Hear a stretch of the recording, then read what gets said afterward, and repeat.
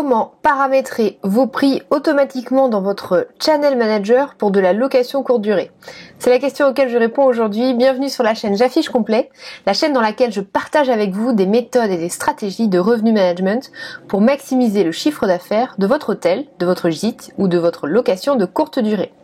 Si vous ne l'êtes pas encore, je vous incite à vous abonner. Le petit bouton est en bas, ainsi qu'à cliquer sur la cloche qui me permettra de vous informer des nouvelles vidéos que je publie dans le cadre de mon défi chaque jour en ce moment. Alors la question auquel je réponds aujourd'hui, c'est comment automatiser mon prix dans mon Channel Manager.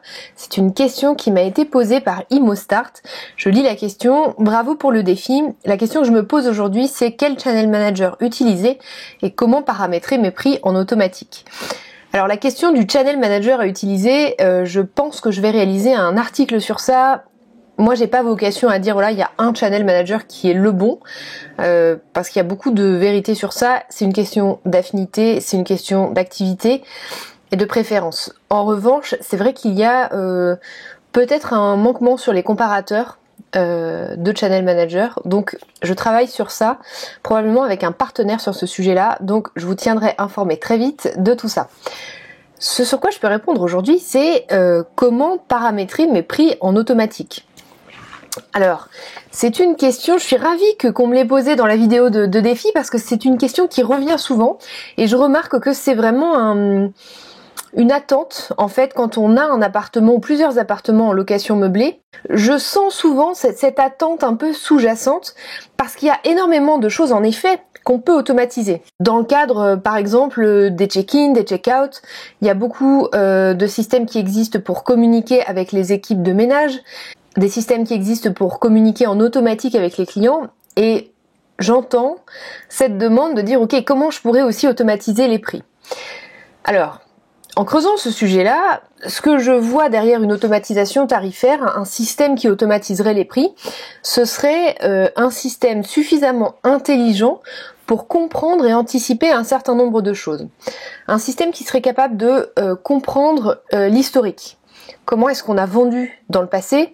Est-ce qu'il y a des zones sur lesquelles on est passé à côté d'un potentiel de chiffre d'affaires? Est-ce qu'il y a des zones sur lesquelles on a particulièrement bien performé à l'inverse? Il faudrait également un système qui soit capable de suivre la concurrence, de suivre ce qui se fait sur le marché, sur les autres sites, si possible aussi sur les sites directs, tant en termes de prix que de volumétrie de vente. Et puis il faudrait un système qui soit capable de suivre du coup les ventes dans le futur pour aller voir et comprendre quand est-ce qu'on est en train de vendre extrêmement vite ou pas suffisamment rapidement et qu'en conséquence, il y a une opportunité pour augmenter le prix ou à l'inverse, une urgence à baisser le prix. Ces systèmes-là sont des systèmes qui existent, sont des systèmes qui sont développés parfois totalement ad hoc pour des grandes entreprises. Mais ce qu'il faut savoir, c'est que même pour des grosses entreprises, il y a toujours des humains derrière ces systèmes-là qui paramètrent le système, le suivent au quotidien, et ça c'est important à garder en tête, le suivent au quotidien et le challenge au quotidien pour s'assurer que les recommandations du système sont bonnes, parce que malheureusement à ce jour, et peut-être que dans 5-10 ans ça aura changé, mais à ce jour aucun système n'est suffisamment puissant, aussi intelligent soit-il d'un point de vue algorithmique, pour anticiper l'ensemble des tendances, parfois très court-termistes, qu'on peut avoir sur un marché. Certains interlocuteurs, notamment de gros acteurs hôteliers américains, ont essayé d'automatiser beaucoup de choses, ont essayé d'automatiser les prévisions, et sont revenus au fait que, en fait, un humain reste quand même incontournable. Dans toutes les grosses boîtes, vous avez des équipes de revenu management. Si c'était 100% automatisable, on n'aurait pas d'équipe en fait, parce qu'évidemment que un humain coûte plus cher qu'une machine. Donc encore une fois, peut-être que dans 10 ans, on sera capable dans le domaine hôtelier et dans le domaine aérien de complètement retirer les humains et de ne faire que de l'outil pour avoir les meilleurs prix possibles. Aujourd'hui, ce n'est pas vrai. Malheureusement, ou heureusement peut-être, pour les passionnés comme moi, je vais dire heureusement, et bien ça n'existe pas. Alors, ces systèmes dont je vous parle pourraient être des pistes de solutions. Vous allez me dire, pour une location de courte durée, la seule chose, c'est que ce sont des algorithmes extrêmement onéreux. C'est-à-dire que ils sont en capacité d'analyser un volume de données et de situations différentes extrêmement important, ce qui fait que ça prend déjà beaucoup de temps à développer et évidemment que les coûts sont en adéquation avec ça. On pourrait imaginer des systèmes qui automatisent la définition des prix pour des entités de plus petite taille, des locations de courte durée, donc des appartements ou des gîtes. À ce jour, je n'ai pas trouvé sur le marché un système qui me satisfasse à 100%. Je trouve qu'ils sont parfois un peu light. Il me semble que, en tout cas ceux que j'ai pu voir à ce jour, ne considéraient pas suffisamment d'informations pour déterminer les prix et ne permettaient pas vraiment de tirer le maximum de potentiel de l'activité. Alors, moi, je reste tout à fait ouverte à découvrir des nouveaux logiciels à destination des loueurs de courte durée. Donc n'hésitez pas à me communiquer en commentaire si vous pensez à des logiciels que vous appréciez, par exemple, sur lesquels vous souhaitez qu'on échange ou que je produise du contenu ou des articles pour expliquer un peu les points forts et les points peut-être plus faibles de ces entités-là. Je le ferai avec grand plaisir. Et je me plongerai avec grand plaisir dans des outils que je n'ai peut-être pas encore identifiés. Donc n'hésitez pas à m'écrire ça en commentaire. Donc je trouve que automatiser reste un peu illusoire quand on a un appartement, voire plusieurs appartements. Je vois beaucoup de recommandations, notamment sur les channel managers, des systèmes qui permettent de pseudo-automatiser, et je dis ça sans dénigrer vraiment parce que je comprends ces logiques-là, des systèmes qui poussent par exemple à brader forcément le prix en dernière minute. Ce qui pour moi n'a pas de sens. Parce que brader le prix en dernière minute, si on est sur une période extrêmement faible, si vous mettez une règle pour que à moins de 5 jours vos prix fassent tous moins 10%, si on est sur une période extrêmement forte, c'est une erreur. C'est une pure perte d'argent. Parce que vos chambres vont se vendre de toute façon. Donc il n'y a vraiment pas lieu d'aller baisser de 10% comme ça, gratuitement, parce qu'on est à 5 jours.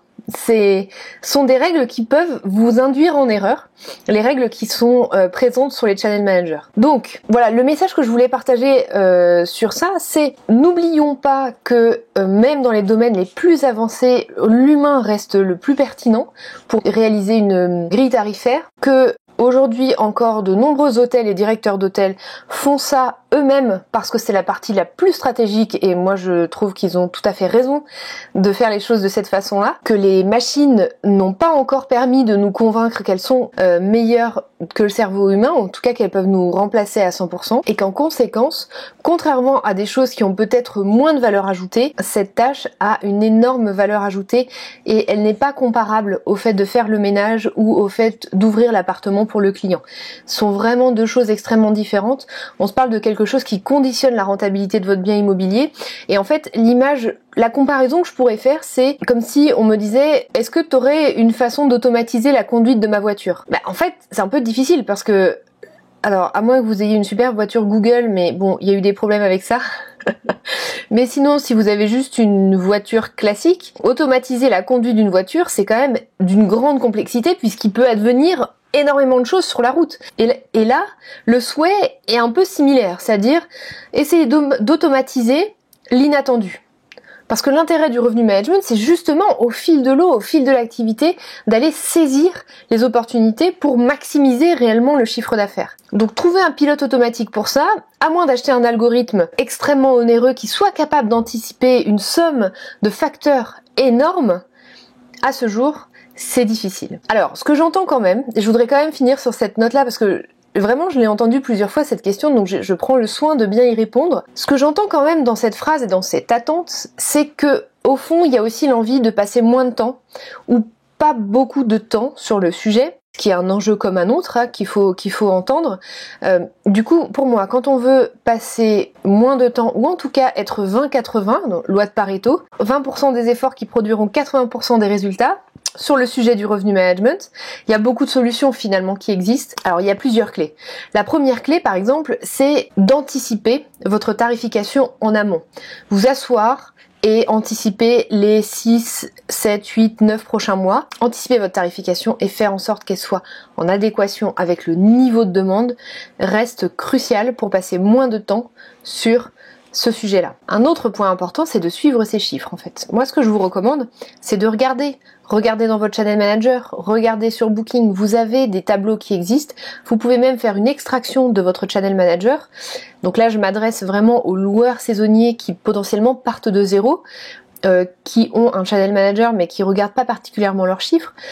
Regardez vos chiffres, faites une extraction et faites des petits tableaux, voyez où est-ce que vous êtes en retard ou en avance par rapport à l'année dernière. Est-ce que vous êtes en train de mieux performer ou moins bien performer?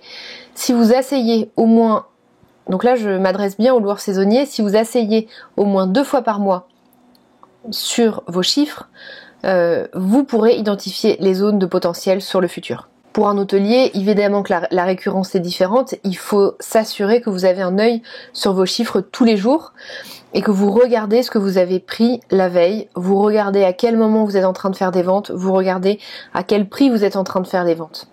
Voilà, j'espère que ma réponse aura pu vous éclairer et vous aiguiller sur ce sujet qui est un vrai sujet. Donc je remercie encore Immostar de m'avoir posé cette question. Voilà, même si j'ai pu sembler un peu négative, je pense que c'est un réel sujet auquel il fallait apporter une réponse détaillée. Si vous souhaitez avoir par exemple des idées pour réaliser un tableau de suivi de vos chiffres, je vous incite à télécharger mon livre blanc qui est disponible gratuitement. Je vous mets le lien en commentaire juste en dessous.